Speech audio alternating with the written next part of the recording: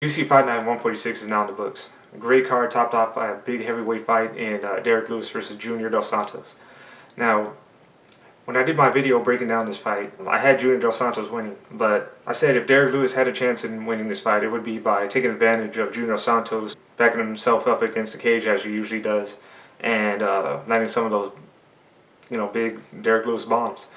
Now, what we actually got in this fight was Junior Dos Santos really putting the pressure on Derek Lewis, getting Derek Lewis to back himself up against the cage, landing some heavy shots to the abdominal region of Derek Lewis, which always seems to be a hindrance in his fights. Really caught him with the big, heavy spinning heel kick right there in the midsection to Derek Lewis and really buckled him.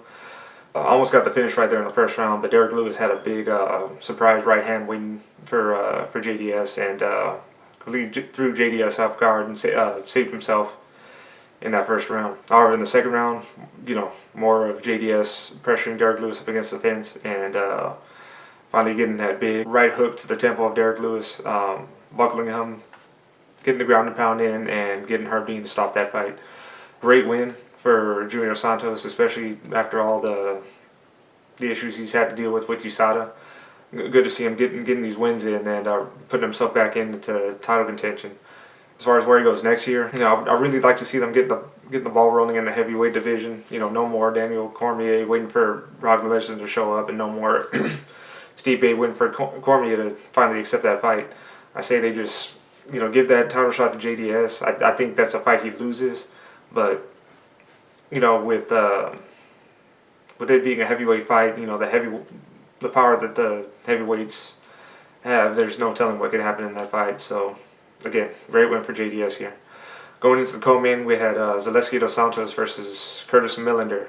Now, this is the first time I've seen either of these two guys fight, so I'm going to make this recap quick here. Dos Santos really shown his dominance with the ground game, with the wrestling and the jiu-jitsu there. As far as what I've heard from him in his previous fights, he's also a good striker, so he's definitely somebody I'm going to keep my eye on going forward. Yeah, great look here. As far as what's next for him, he says he wants a top 5 opponent. I really don't think, I did take a look at his record, and as far as who he's fought and beaten, I don't see him getting a top 5 opponent yet. I would like to see him fight either Damian Maia or Junior Santos. Both of those guys give him a great chance to get a win over a well-established veteran. For him to make a name for himself. So as far as I know, neither of those guys have a fight booked. So I say UFC gets right to that. Next fight was Nico Price versus Tim Means. Now, I am a Nico Price fan, so it was really good to see him get the comeback finish at the end of that first round. Definitely see some holes in his game with this fight. Tim Means, Nico Price came out aggressive in this at the beginning of this fight. Really put the pressure on Tim Means and landed that big right. Tim Means, being the veteran that he is, he was able to get his wits about him, grab a hold of Nico and land that big slam. Start raining down the ground and pound. Nico Price able to get back up. This is really where you saw the holes in his game with Tim Means just boxing him up. Nico Price has a lot of power. I don't think that's been stated enough as far as he's concerned. He's one of the first guys I've seen to actually finish a guy from bottom position. But he could really stand to sharpen up his tools a bit. He everything he throws is in a straight line. You don't see any hooks, no body shots, just the same 1-2 combination. Look, fortunately for him, Tim Means got a little over aggressive once he started seeing Nico Price feel the power in his shots. Got Nico Price up against the fence, and Nico Price was just able to land another big right to Tim Means. This one, completely taking him out and getting Nico the TKO win. Great win for Nico. As far as what's next for him, I would love to see him fight Mike Perry. I think that'd be an awesome fight between two really violent fighters. Very appealing to the fans. So, as far as I know, I don't think Mike Perry has a fight lined up, so let's get right on that as well. Next fight, we had Blagoy Iganov, forgive me if I'm saying his name wrong, versus Ben Rothwell. This was a bit controversial in my eyes, at least. I thought Ben Rothwell definitely won the fight. He was landing the better strikes, the more powerful strikes. Iganov, definitely taking to Ben Rothwell as well, but if anything, he won on volume and not so much on effectiveness.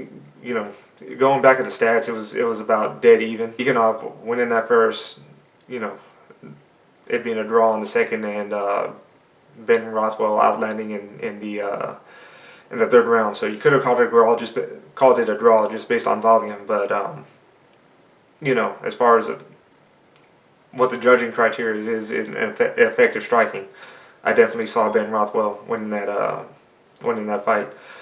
Tough loss for Ben, but not really a bad look. As far as Blagoy Iganov, where he goes next, I would like to see him fight Derek Lewis next. Why not? Going on to the next one, we had Beneil Dariush versus Drew Dober. Now, I don't know if it's just me, but I see a lot of potential in Beneil Dariush. He's got some decent wrestling. He's a Brazilian Jiu-Jitsu black belt, and he gets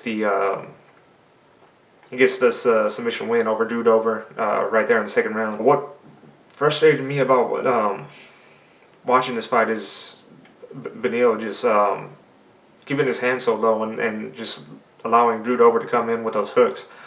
He's also seems to be easily pressured. He had his back up against the fence quite a bit, and Drew Dober was able to land some good shots on him. I thought he was going to take Dariush out, but Dariush survives, was able to get that armbar in, which he was hanging on for dear life on that one. Did not want to let that go.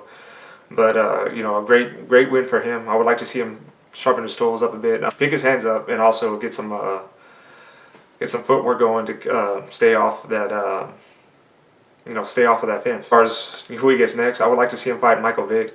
That's a great opportunity for him to get a win over a guy that's ranked above him, and great opportunity for Michael Vick to get another win in, which he needs.